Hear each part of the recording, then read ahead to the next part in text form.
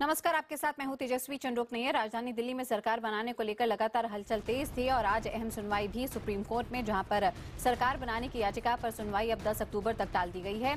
LG ने supreme court से 4 हफ्ते का वक्त मांगा है और कहा है कि वो राष्ट्रपति के जवाब का इंतजार कर रहे हैं।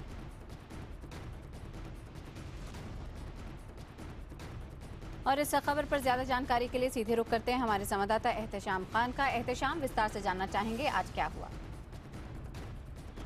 देखिए, आज 10:30 बजे ठीक इस पर संविधान पीठ के सामने इस मामले की सुनवाई हुई, जहां पर आम आदमी पार्टी की तरफ से फली नरीमन, जो कि एक वरिष्ठ अधिवक्ता है, उन्होंने ये बताया कि दिल्ली में हॉर्स ट्रेडिंग यानी कि जो विधायक हैं उनके खरीद फरोख्त का मामला बहुत तेजी से सामने आ रहा है, इसलिए इस पर जल्द से जल्द सुनवाई होनी चाहिए और इस मामले का निपटारा होना चाहिए और ये तय होना चाहिए कि दिल्ली में कोई नई सरकार बनेगी, वो कैसे बनेगी, क्या नए चुनाव होंगे या फिर जो मौजूदा पार्टियां हैं उन्हीं में से किसी को सरकार बनाने का न्योता दिया जाएगा। लेकिन इस पर जो भी हो जल्द से जल्द कार्रवाई होनी चाहिए। सुप्रीम कोर्ट ने इस पर केंद्र सरकार से उनका रुख जानना चाहा। एलजी के जो वकील थे लेफ्टिनेंट गवर्नर के, उनसे उनकी राय जाननी चाहिए। तो सरकार की तरफ से यह कोर्ट को बताया गया कि 4 सितंबर को ही लेफ्टिनेंट गवर्नर ने राष्ट्रपति को चिट्ठी लिखकर उनसे उनकी राय जाननी चाहिए, इजाजत जाननी चाहिए है, उनका आदेश जानना चाहा है। लेफ्टिनेंट गवर्नर ने यह राय दी है राष्ट्रपति को कि जो मौजूदा स्थिति है उसमें वो इतनी जल्दी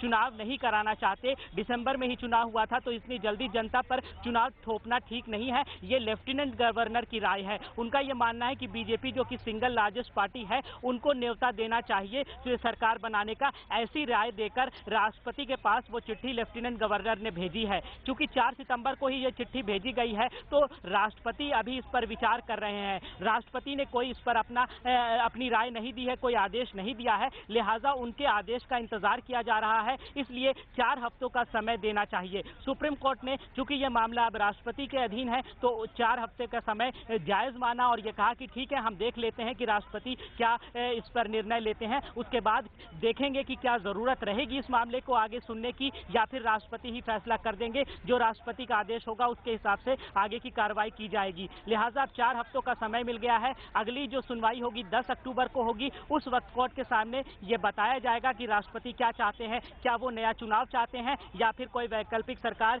बीजेपी को या किसी और पार्टी को बुलाकर सरकार बनवाना चाहते हैं। इसलिए अब राष्ट्रपति के आदेश का इंतजार किया जा रहा है। जाहिर तौर पे एहतशाम, मूलतः क्यों ये पिटीशन फाइल की गई थी, वो इसीलिए कि जो सस्पेंडेड एनिमेशन में गवर्नर ने, लेफ्टिनेंट गवर्नर ने असेंबली को रखा था दिल्ली की, वो हटाकर इसे डिसॉल्व किया जाए और जल्द से जल्द चुनाव बुलाए जाएं। लेकिन क्योंकि अब यहाँ पे राष्ट्रपति इस पूरे मामले को संज्ञान में ले रहे हैं, तो आपसे अब हम ये क्लैरिफिकेशन चाहते हैं कि होगा क्या अगर राष्ट्रपति इस पर जो भी अपनी राय देते हैं, क्या वो बाध्यकारी हो जाएगी और उसमें फिर सुप्रीम कोर्ट का रोल खत्म हो जाएगा, इस सुनवाई का कोई मतलब नहीं रहेगा?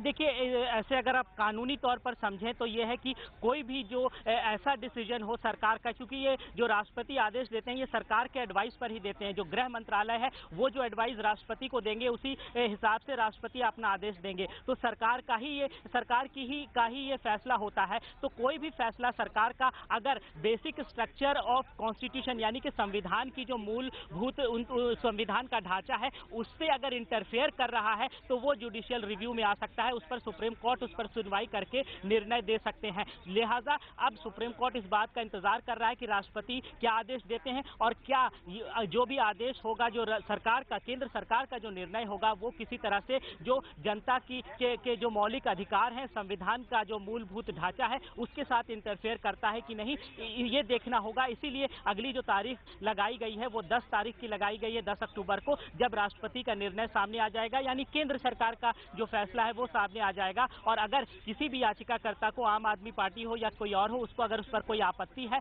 और कोई संवैधानिक तौर पे वो गलत फैसला अगर किसी को लगता है तो वो हमेशा से सुप्रीम कोर्ट इस पर चर्चा कर सकता है। और इसीलिए अगली जो तारीख लगाई गई है वो 10 अक्टूबर की लगाई गई है। लेकिन चूंकि ये मामला राष्ट्रपति के पास है तो उनकी राय का भी इंतजार करना जरूरी है और इसीलिए 4 हफ्तों के लिए इस मामले को टाल दिया गया है। बिल्कुल एहतशाम, नजर बनाए रखिए, आपसे पल पल का अपडेट लेते रहेंगे।